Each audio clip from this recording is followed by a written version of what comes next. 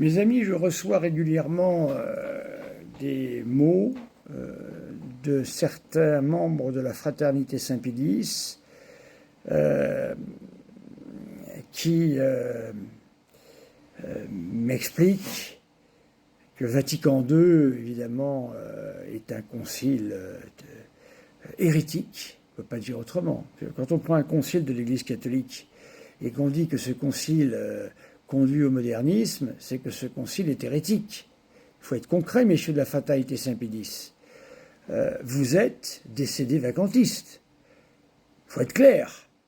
Si vous dites que le catéchisme de l'Église catholique, l'actuel, contre laquelle vous avez fait des gorges chaudes, jadis, et peut-être encore entre vous certainement, lorsque vous dites que le Concile Vatican II est un concile dangereux et contre la foi catholique, eh bien, vous dites que le pape n'est pas vraiment le pape. Comment c'est possible? Comment pouvez-vous imaginer qu'un pape, accompagné de 2800 évêques et cardinaux, dont Monseigneur Lefebvre, ait pu errer dans la foi? Mais c'est qu'il n'y a plus d'église catholique. Vous êtes décédés vacantistes. Arrêtez de vous croire autre chose que ça. Voilà. Ou alors il faut me le démontrer.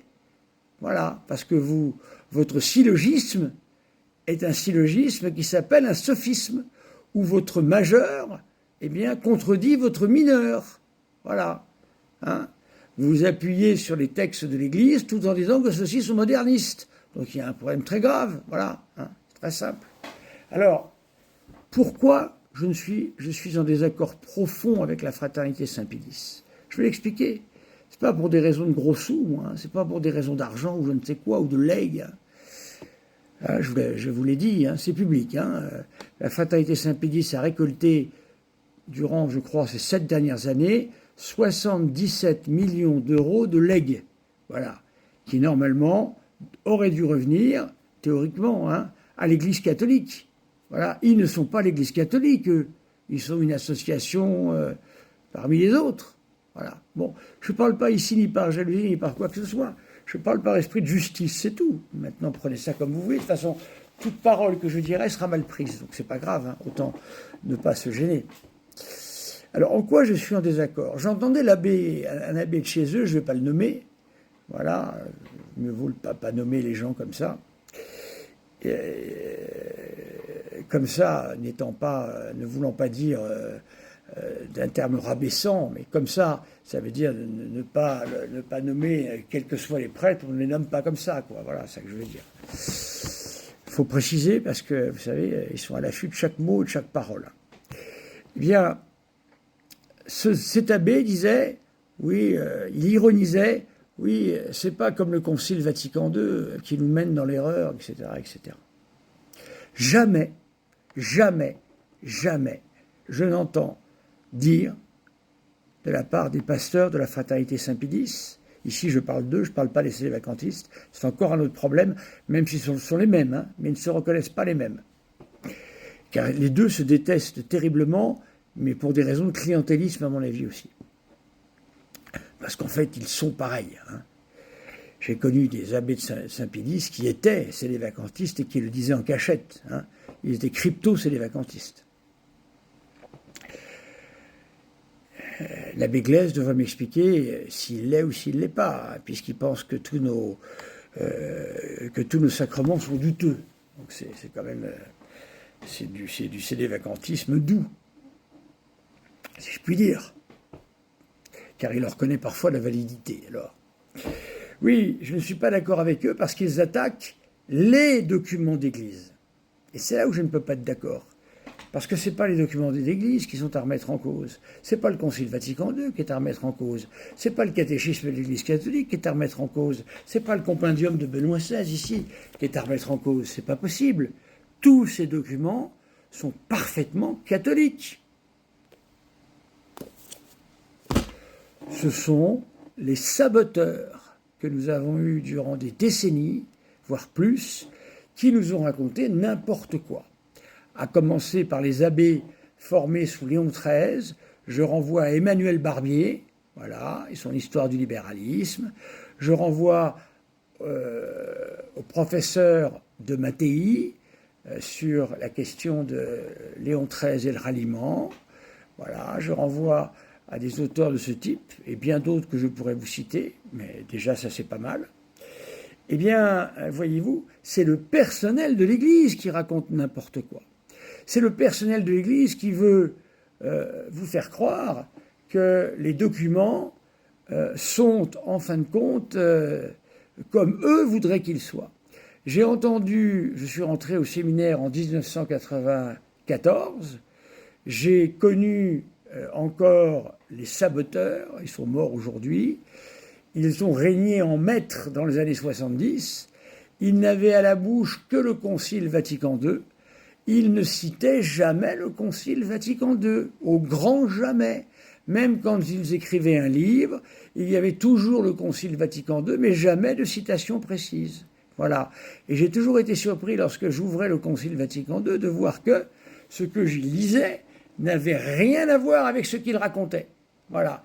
Ils n'ont jamais lu le Concile Vatican II, ils l'ont utilisé, ils l'ont saboté, ils ont raconté n'importe quoi.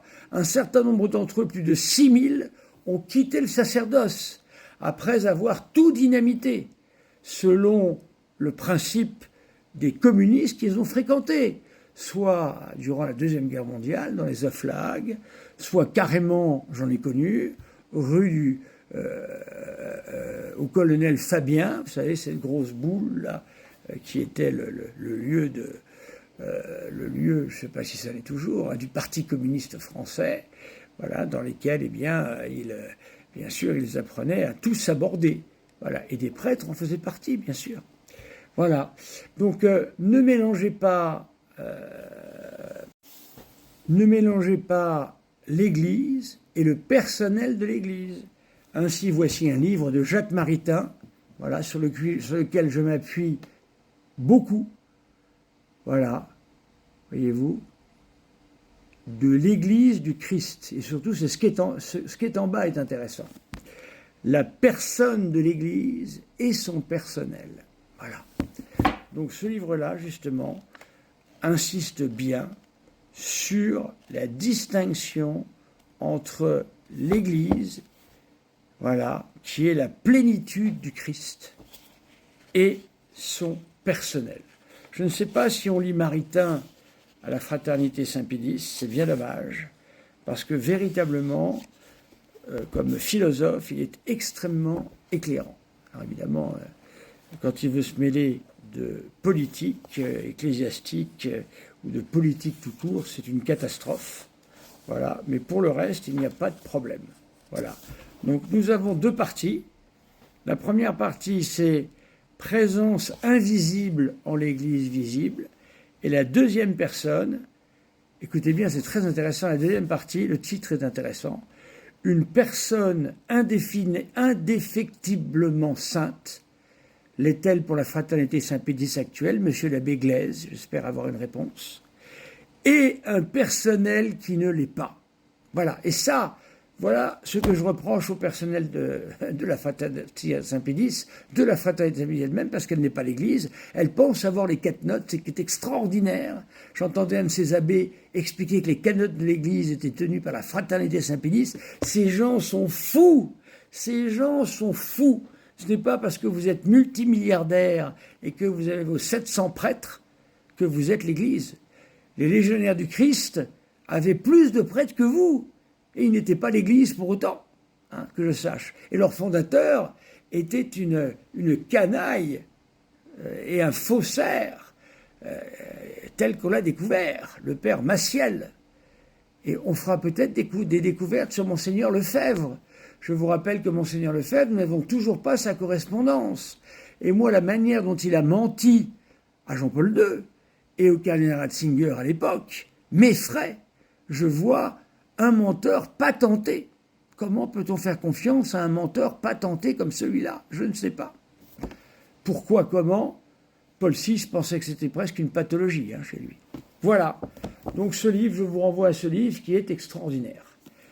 Merci mes amis, car Monseigneur Lefebvre, quoi que vous en pensiez, comme moi d'ailleurs, nous faisons tous partie du personnel de l'Église. Et nous ne sommes pas indéfectibles. Merci mes amis.